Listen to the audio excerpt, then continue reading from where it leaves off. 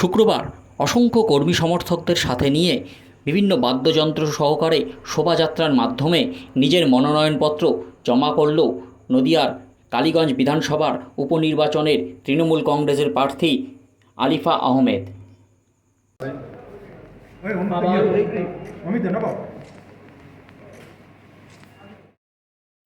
এদিন প্রথমে তিনি হুড খোলা জিপে অসংখ্য কর্মী সমর্থকদের সাথে বাইক র্যালির মাধ্যমে এসে উপস্থিত হন কালীগঞ্জ হাসপাতাল মোড় সংলগ্ন এলাকায়। সেখানেই উপস্থিত অসংখ্য কর্মী সমর্থকদের সাথে নিয়ে বিভিন্ন বাদ্যযন্ত্র সহকারে পায়ে হেঁটে কালীগঞ্জ বিডিও অফিসে তার নিজের মনোনয়নপত্র জমা করতে আসেন।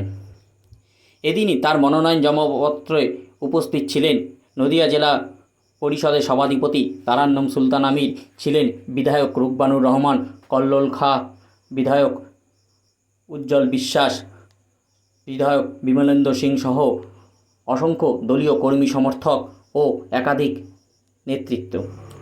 মনোনয়নপত্র জমা দেওয়ার পরে সংবাদ মাধ্যমের মুখোমুখি হয়ে তিনি বলেন যে তার বিষয়ে তিনি যথেষ্ট আত্মবিশ্বাসী।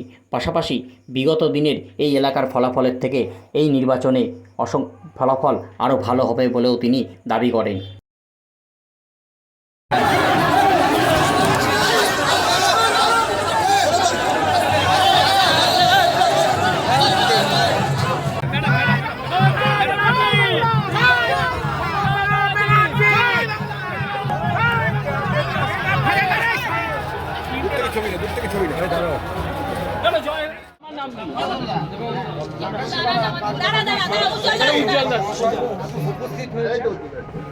সবাই পিছিয়ে যাও না, সবাই পিছিয়ে সবাই ভালো, সবাই ফ্রেমে পাবা।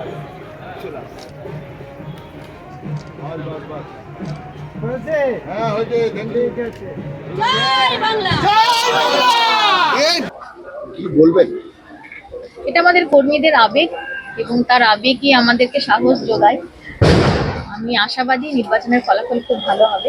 আজকে যে উচ্ছ্বাস দেখলাম মানুষের মধ্যে, আমি ভীষণ আশাবাদী।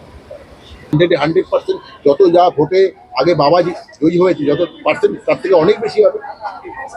না, আমি একটা লড়াইয়ে নেমেছি, আমি প্রতিপক্ষকে কখনোই ছোট করছি না। আমি লড়াই আমার সর্বস্ব দিয়েই নেমেছি। তবে আমার বিশ্বাস তৃণমূল কংগ্রেসের আমাদের যে কালীগঞ্জ ব্লকের সংগঠন খুব শক্তিশালী সংগঠন, আমরা ভীষণ বড় একটা মার্জিনে নির্বাচনে জয়ী হবো, সেটা আমার বিশ্বাস। তার জন্য আমরা যতটা ছিল অবশ্যই আমাদের টার্গেট হচ্ছে বাবার মার্জিনকে ছাড়িয়ে যাবে। হ্যাঁ, আমি আশা করছি মানুষের মধ্যে যে উচ্ছ্বাস দেখছি, আবেগ দেখছি, আশা করছি। দিদি, প্রচারে কি